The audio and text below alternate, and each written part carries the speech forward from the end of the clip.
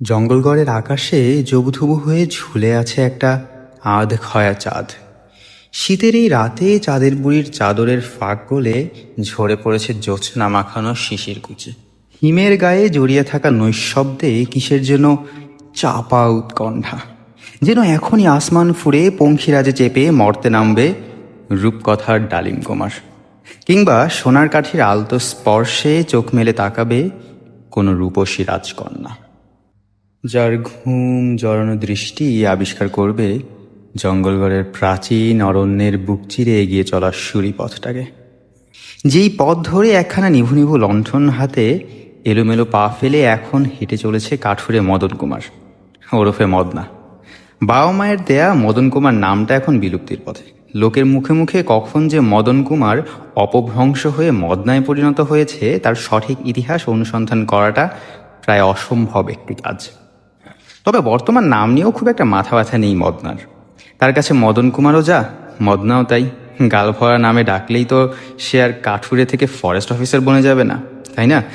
এসব নিয়ে ভাবনা চিন্তা করার চেয়ে তাই রোজ সন্ধ্যায় এক বোতল বাংলা মদ জোগাড় করাটাই তার জীবনের জন্য বেশ গুরুত্বপূর্ণ। কটু গন্ধের ওই ঝাঁঝালো তরল গলায় না ঢাললে জীবনটাকে বড্ড বিস্বাদ মনে হয় মদনার। মেজাজ খিচড়ে থাকে, অতি অল্পতেই জ্বলে ওঠে ব্রহ্মতালু। এ সময়টায় অকারণেই বউ পেটায় সে। অন্য অনেক কাপুরুষের মতোই নিজের স্ত্রীর শরীরে শক্তিমত্তার প্রমাণ এঁকে পুরুষত্ব জাহির করে। তবুও বুঝি সুখ মেলে না, ভীষণ অস্থির অস্থির লাগে। কেবলই বিছানায় এপাশ ওপাশ করা, অযথা শুয়ে থাকা, গোটা রাতটা একরকম নির্ঘুমই কাটাতে হয় মদনাকে। পেটে মদ না পড়লে নারীদেহের প্রতি আদিম আকর্ষণটাও ফিকে হয়ে আসে মদনার।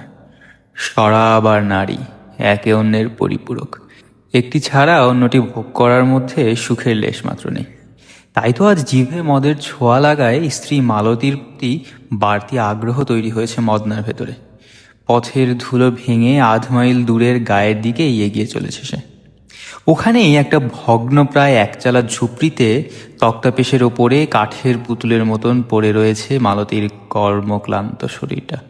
ওই দেহের সহস্র অন্ধকার গলিঘুপছির ভেতরে এখনও যদি হৃদয় বলে কিছু অবশিষ্ট থেকে থাকে, সে সত্তাটি কায় মনোবাক্যে প্রার্থনা করছে তার পাষণ্ড স্বামীটি যেন আজ মাতাল হয়েই বাড়ি ফেরে। যদিও স্বামীর হাতের প্রহারের তুলনায় ভালোবাসাহীন শিশ্নের অত্যাচার কোনো অংশেই কম নির্মম নয়, তবুও দ্বিতীয়টির আঘাতের গোঙানি প্রতিবেশীদের কানে যাওয়া থেকে রক্ষা পায়। শুনছিলেন তৌফির হাসান ও রাকিবের লেখা আধার পুত্র। গল্পটি কেমন লেগেছে জানাতে ভুলবেন না এবং সম্পূর্ণ গল্প পেতে চোখ রাখুন দ্য ব্রাউন স্টোরি টেলারে।